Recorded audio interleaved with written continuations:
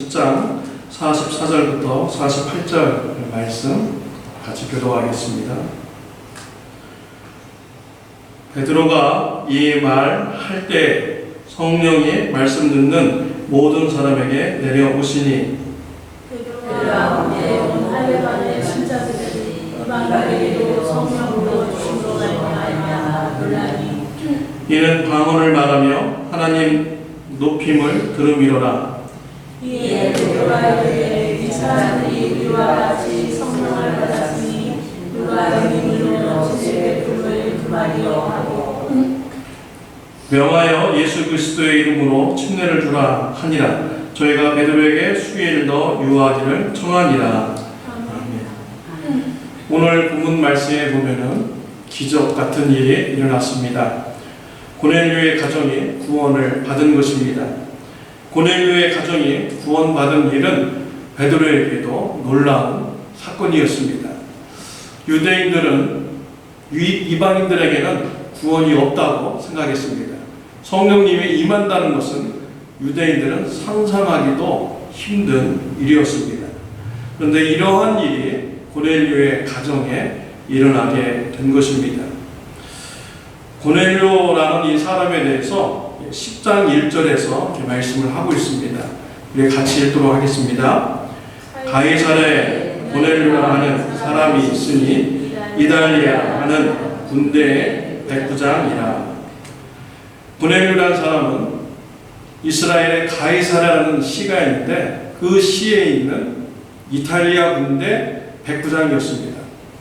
이탈리아 군대는 로마 정부로부터 로마 사람들로만 구성된 이런 부대였습니다. 그곳에서 백부장인 것이죠. 그러니까 고넬료는 이방인인 것입니다. 또 백부장이라는 것은 모든 병사들이 동경하는 그런 직급이었어요. 백부장이 된다고 하면은 부와 권력과 명예가 있는 이런 자리였습니다. 100명의 수하들을 둘 수가 있습니다. 그리고 100명의 병사들의 목숨을 책임져야 되니까 아무나 올라갈 수 없는 자리죠. 군대에서도 경력이 있어야 되고요. 또 전쟁에서 싸워본 경험이 있어야 됩니다. 그리고 유능한 사람님만 백부장이 될 수가 있는 것입니다. 또 그 당시에 로마 군인들은 일반 사병들조차도요, 지나가는 사람들을 붙잡아 놓고서 일을 시킬 수 있는 이런 힘이 있었어요. 그리고 일반 사람들이 가지고 있는 이런 재물도 일반 군인들이 뺏어서 취할 수가 있었습니다. 그러니 이 백부장의 이런 직급은 얼마나 그 권력이 막강하겠습니까? 세상적으로 부와 명예와 권력이 있는 이런 고넬료였습니다. 그렇지만 유대인의 눈으로 볼 때는 구원받을 수 없는 이런 이방인이었던 것이지. 유대인들은 이 고넬료라는 가정이 구원받을 수 있다라는 것을 상상하지도 않았던 것입니다. 그런데 이러한 일이 일어났어요. 저 가정은 도저히 구원받을 수 없는 가정인데 하나님께서 그의 가정을 구원시켜 주셨습니다. 이와 같이 하나님은요, 전지전능하신 분입니다. 사람의 생각으로는 구원받을 수 없다고 생각하지만 하나님은 하실 수 있는 분인 것입니다. 우리는 지난 3개월 동안 삼겹줄 기도 모임을 우리가 가졌습니다. 가족 중에 불신자들을 위해서 우리가 기도를 하였습니다. 여러분 어떻습니까? 여러분 가정의 불신자들에게 복음을 전했습니까? 여러분 낙심하지 마시기 바랍니다. 계속 전하시길 바랍니다. 우리 다음 주에 예수님을 영접한 그런 불신자 가족이 있다면 우리한테 말씀해 주세요. 그럼 조그만 선물도 우리가 준비하고요. 같이 오시면 선물도 우리 드리면서 예배를 드리도록 하겠습니다. 불신자 가족이 있다고 낙심하지 말고 또 부끄러워하지 마시기 바랍니다. 하나님의 그런 역사하심, 전지전능하심을 의지하시기를 바랍니다. 하나님이 역사하시면 못하실 일이 없으신 것이지요. 그래서 하나님을 의지하고 또 성령님의 역사하심을 기대하면서 예수님의 복음을 불신자 가족들에게 전하시는 저와 여러분들이 되시기를 바랍니다. 고넬료의 가정에 임한 축복이 저와 여러분의 가정에도 임하시기를 바랍니다. 오늘 이 시간 이 고넬료 가정, 구원받을 수 없다고 생각한 이런 가정이 어떻게 구원을 받았는가 오늘 같이 말씀을 나누고자 합니다. 첫 번째로 고넬료의 가정이 어떻게 구원받을 수 있었습니까? 기도가 응답이 되었습니다. 4절 말씀 같이 읽겠습니다. 고넬료가 주목하여 보고 두려워 가로되 주여 무슨 일입니까? 천사가 가로되 내 기도와 구제가 하나님 앞에 상달하여 기억하신 바가 되었으니 라고 했습니다. 고넬료가 오후 3시에 기도하고 있었습니다. 환상 중에 천사를 만나게 됩니다. 천사가 나타나서 내 기도가 응답되었다 라고 메시지를 전해준 것입니다. 고넬료의 가정이 구원받을 수 있었던 것은 기도가 응답이 되었기 때문입니다.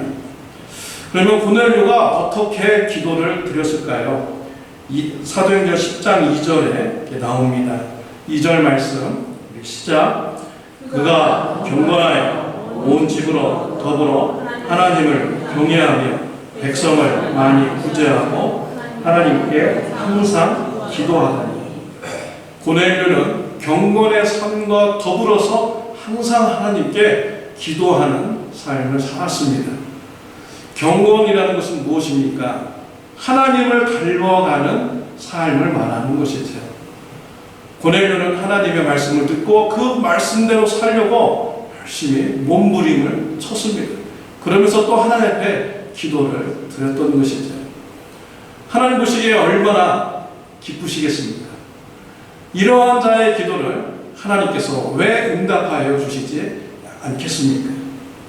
요한복음 9장 31절 말씀 우리 시작. 하나님이 죄인의 말을 듣지 아니하시고 경건하여 그의 뜻대로 행하는 자의 말은 들으시는 줄을 우리가 아나이다. 하나님께서는 죄인의 말을 듣지 않습니다. 경건한 자, 그의 뜻대로 행하는 자의 말은 하나님께서 들어주시는 것입니다. 베드로후서 2장 9절 말씀 주께서 경건한 자는 시험에서 건지실 줄 아시고 불의한 자는 형벌 아래에 두어 심판날까지 지키시며 라고 했습니다. 경건한 자는 하나님께서 시험에서 지켜주십니다. 환난에서 건져주시는 것이지. 시편 66편 18절 말씀 우리 다 같이 읽겠습니다. 시작. 내가 네. 이게 프로젝트가 가끔 그래요. 제가 이렇게 읽어드리도록 하겠습니다. 시편 66편 18절 말씀은 내가 내 마음에 죄악을 품으면 주께서 듣지 아니하시리라 라고 있습니다. 또 잠언서 28장 9절 말씀 시작. 사람이 귀를 돌이키고 율법을 듣지 아니하면 그의 기도도 가증하리라. 잠언서 21장 13절 말씀 제가 읽어드릴게요. 귀를 막아 가난한 자의 부르짖는 소리를 듣지 아니하면 자기 부르짖을 때에도 들을 자가 없으리라. 하나님께서는 죄악의 마음을 품고 기도하는 자의 기도를 응답하지 않습니다. 하나님의 말씀을 들으면서도 그 귀를 막고 지키지 않는 사람, 하나님께서 가난한 자를 구제하라고 했는데 자기 뜻대로 그냥 귀를 막고 가난한 자를 불쌍하게 보지 않는 사람의 이런 기도를 응답하여 주시지 않는 것이지. 하나님께서는 경건한 자의 삶을 사는 자가 드리는 기도를 들으시고 응답하여 주시는 것입니다. 우리 야고보서 1장 6절 7절 말씀 같이 읽도록 하겠습니다. 오직 믿음으로 구하고 조금도 의심하지 말라. 의심하는 자는 마치 바람에 밀려 요동하는 바다 물결 같으니 이런 사람은 무엇이든지 주께 얻기를 생각하지 말라. 여러분 불신자 가족을 위해서 여러분 기도할 때 어떠한 마음을 가지고 기도합니까? 아유, 과연 저 가정이 구원 받을 수 있을까? 저 가정이 예수님 믿을 수 있을까? 이런 의심하는 마음을 가지고 여러분 기도합니까? 의심하는 마음을 가지고 기도하면 하나님께서 그 기도에 응답하여 주시지 않는 것입니다. 하나님, 우리 가정에 예수님 믿지 않는 사람이 있지만 반드시 하나님께서 변화시켜 주실 줄 믿습니다. 구원시켜 주실 줄 믿습니다. 이런 믿음의 확신을 가지고 기도하시는 저와 여러분들이 되시기를 바랍니다. 디모데전서 4장 7절 말씀 시작. 망령되고 허탄한 신화를 버리고 경건에 이르도록 내 자신을 연단하라. 허탄한 신화 이런 걸 가지고 서로 말다툼하지 말고요, 우리가 경건에 이르도록 우리 자신을 연단하면서 기도를 드릴 때 우리 불신자 가족이 구원받을 수 있는 길이 열리게 되는 것입니다. 제가 아는 목사님께서 가족 구원 받은 것에 대해서 한 달 전에 저에게 간증을 이렇게 해주셨습니다. 그 목사님은 대학교 때 예수님을 영접했습니다. 그 가정에서 최초로 예수님 믿는 사람이 되었습니다. 예수를 믿는 사람이 그 가정에 나타나니까요, 그 식구들이 가만히 안 놔둬요. 내가 성경을 읽어보니까 이거 도대체 이해가 안 되더라. 넌 여기서 어떻게 생각하냐? 너 여기서 한번 얘기해봐. 이런 식으로요, 자꾸 식구들이 옆에서 시비 걸고 자꾸 이렇게 다투고자 이렇게 합니다. 근데 이 목사님이 이런 것을 보면서 가족부를 위해서 나는 기도만 해야겠다 라고 이렇게 결단을 하신 거예요. 그래서 식구들이 시비 걸고 막 그러면은요, 대답 안 하고요, 그냥 씩 웃는다고 합니다. 그 사람들이 뭐 몰라서 물어보나요? 다 알면서 나름대로 머릿속에 다 생각이 있으면서 다 물어보는 거예요. 그냥 싹 웃으면서 그냥 뭐 가족들 도와줄 일 있으면 도와주고 잘 이렇게 대해줬어요. 그러니까 시간이 지나면 지날수록 한 사람씩 그 예수님을 영접하는 이런 친구들이 생겨나기 시작했습니다. 그래서 자기가 직접 복음을 전하지 않고 기도만 했지만 그 형제 자매 또 부모님이 사는 집 근처에 있는 사람들이요, 그 사람들에게 복음을 전하게 되고 교회로 인도하게 되어서 나중에는 온 가족이 예수님 믿는 이런 가정이 되었다고 저에게 간증을 해 주셨습니다. 믿지 않는 가정하고요, 다투지 마시길 바랍니다. 싸우면은 우리가 언쟁을 통해서 그 사람을 변화시킬 수가 없는 것입니다. 싸우자고 달려들면 그냥 웃으시길 바랍니다. 그리고 그 사람들에게 사랑을 베푸시길 바랍니다. 경건한 삶을 보여주시기 바랍니다. 그리고 하나님께 기도하면요, 하나님께서 응답하여 주시는 것입니다. 경건한 삶을 통하여서 가족 구원을 위해서 기도함으로써 고넬료에게 임한 그런 구원이 저와 여러분의 가정에 임하시기를 바랍니다. 두 번째로 가족들과 같이 말씀을 들었습니다. 우리 24절 말씀 시작. 이튿날 가이사랴에 들어가니 고넬료와 일가와 가까운 친구들을 모아 기다리더니, 기도하는 고넬료에게 천사가 나타나서 요빠에 가서 베드로를 청하라고 합니다. 기도를 마친 후에 고넬료는 자기 집에 하인 2명을 부르고 군사 중에서 경건한 사람을 불러서 요빠로 보내고 베드로를 청하라고 합니다. 그러면서 고넬료가 준비한 것이 있습니다. 친척들을 불러 모은 거예요. 그리고 친한 친구들을 불러서 모았습니다. 자, 근데 이 불러 모으다라는 이 단어는 헬라어로 보니까 쉰칼레오라는 단어가 쓰여졌습니다. 쉰칼레오, 오늘 본문에서 쓰인 이 의미는요, 초청하다, 이런 의미가 아닙니다. 우리 좋은 사람 오는데 좋은 말씀 듣는 시간이 될 것 같아요. 좀 와주세요. 좀 시간이 있습니까? 시간 되면 좀 와주세요. 이런 호텔의 여지를 두고서 초청하는 것이 아닙니다. 군사적 의미가 더 많습니다. 장교가 이렇게 있다가 군인들에게 모두 모여라 하면 군인들이 자신들이 하고 있던 일이 있어도요, 일을 멈추고 군인들이 쫙 최대한 빨리 다 모이잖아요. 마치 군대 장교가 병사들에게 모여라 하는 그 의미가 오늘 본문에서는 강하게 이렇게 쓰여졌습니다. 그러니까 뭐 선택의 여지 없이 다 모여라, 다 그런 거예요. 친척들에게 모여라, 친구들에게 다 모여라 라고 이렇게 말을 한 것입니다. 이러한 일은 우리 집사님들도 많이 하시더라고요. 총동원 주일날 뭐 이렇게 되면은 내가 그쪽 교회 가지고 넌 이쪽 교회 꼭 와줘야 돼. 꼭 와야 돼. 거의 뭐 이제 강제적으로 이렇게 오시죠. 또 우리 목사님 그 집이 사하실 때 제가 가서 보니까 목사님이 대학생들 누구 와 이렇게 와서 도와줘 이렇게 했는데 누가 늦게 왔어요. 그러니까 야 누구 온다는데 안 왔다. 이름 적어. 이런 말씀을 이렇게 하시더라고요. 뭐 이제 강제적으로 무조건 와야 되는 거죠.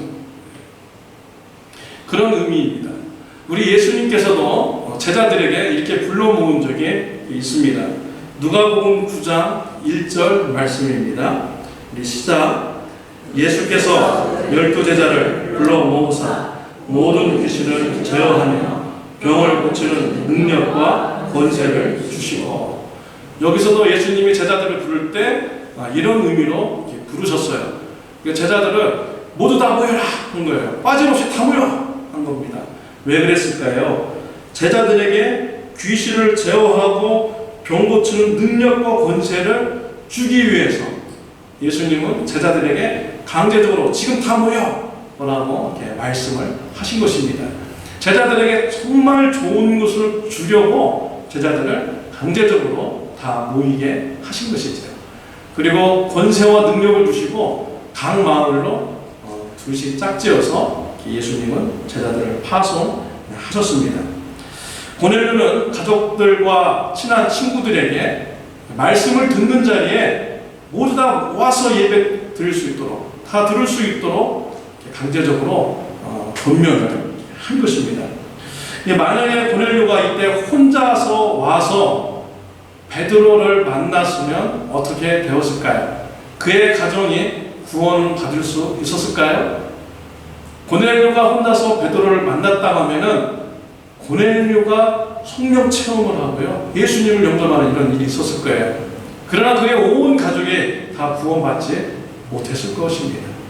고넬료가 가족들을 다 불러 모았고 친구들을 불러 모았기 때문에 그 자리에 있던 모든 가족들이 성령님을 체험하고 예수 믿고 구원받는 이런 은혜가 임하게 된 것입니다. 그래서 여러분, 가족 중에 불신자가 있습니까? 그분들에게 복음을 들을 수 있는 기회를 여러분 주시기를 바랍니다. 여러분, 텍스트 메시지를 통해서, 카톡을 통해서, 또 전화를 통해서 예수 믿으면 참 좋습니다. 이거 너무 쉽잖아요. 한마디만 하시면 됩니다. 예수 믿으면 참 좋아. 이렇게라도 복음을 전할 수 있는 저와 여러분들이 되시기를 바랍니다. 로마서 10장 17절 말씀 우리 다 같이 읽겠습니다. 그러므로 믿음은 들음에서 나고 들음은 그리스도의 말씀으로 말미암아. 로마서 10장 14절 말씀. 그런즉 저희가 믿지 아니하는 일을 어찌 부르리요? 듣지도 못한 일을 어찌 믿으리요? 전파하는 자가 없이 어찌 들으리요? 믿음은 들음에서 나요. 들음은 그리스도의 말씀으로 말미암아느니라라고 했습니다. 예수님에 대한 말씀을 들어야만이 그 마음속에 믿음이 생겨나게 되는 거예요. 예수님 믿는 역사가 일어나게 되는 것입니다. 예수님의 말씀을 듣지도 않는데 어떻게 그 사람이 예수님 믿는 이런 역사가 일어날 수가 있겠습니까? 여러분 주위에 불신자 가족들에게 예수님의 말씀을 들을 수 있는 기회를 여러분 드리시기를 바랍니다. 여러분이 혹시 전하지 못하면요, 우리 교회 사역자한테 요청하시기 바랍니다. 미국 부인나 오면은 우리 이혜영 전사님한테 제가 얘기해놨어요. 와서 성도님들이 가족분들에게 복음을 전하기 원한다면 준비했다가 가서 전하시라 제가 부탁을 해놨습니다. 주일학교 어린 학생들한테도 담당하는 선생님이 있어요. 말씀하시면 요청하면은 보내드립니다. 또 한국 분이면 저한테 말씀하세요. 그럼 제가 가서 예수님의 복음을 이렇게 전해드리도록 이렇게 하겠습니다. 가족들에게 복음을 들을 수 있는 이런 기회를 드리시기를 바랍니다. 그들이 예수님의 말씀을 들을 때 예수님 믿는 역사가 시작이 될 수가 있는 것입니다. 세 번째로 성령님께서 임하여 주셨습니다. 우리 44절 말씀 시작. 베드로가 이만할 때 성령이 말씀 듣는 모든 사람에게 내려오시니. 고넬료 가정에 구원받는 이런 사건은요, 성령님의 강력한 역사가 있었습니다. 성령님께서 기적같이 역사하여 주셨기 때문에 구원이 그 가정에 임하게 된 것입니다. 고넬료가 천사를 기도 중에 만나는 것, 성령님의 역사죠. 또 사람들을 베드로에게 보내서 초청을 할 때도 성령님께서 역사하셨습니다. 베드로가 12시에 기도했습니다. 하늘에서 큰 보자기에 부정한 짐승이 담겨져서 내려오는 것을 보게 되죠. 하늘에서 음성이 들리기를 먹으라고 합니다. 베드로는 먹지 않는다고 합니다. 부정한 음식이기 때문에. 이러한 일이 3번 일어났습니다. 기도를 마친 베드로는 이 환상이 무슨 뜻인가 곰곰이 생각을 하고 있었어요. 이때 마침 가이사야에서 온 종들이 도착하게 됩니다. 성령님께서 베드로에게 역사해 주세요. 의심하지 말고 따라가라 라고 역사해 주셨습니다. 만약에 이런 성령님의 역사 없이 베드로가 가이사라에 있는 백부장 집에 갈 수 있었을까요? 아마 가지 못했을 것입니다. 왜냐하면 베드로에는요, 이방인에게 성령님이 임재한다는 것 상상도 하지 못했던 거예요. 이방인이 구원받는다는 것 고정관념 때문에 생각도 못한 이런 사람입니다. 근데 성령님의 역사로 베드로의 생각을 변화시켜 주신 것입니다.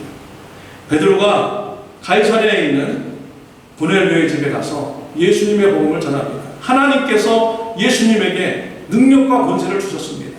착한 일을 많이 행하게 하셨습니다. 내가 그것을 다 본 사람입니다. 근데 종교 지도자들이 예수님을 나무에 매달아서 죽였습니다. 하나님이 죽은 예수님을 3일 만에 다시 살리셨습니다. 구약의 선지자들이 이 예수님을 믿으면 죄 사함 받는다고 말씀하셨습니다.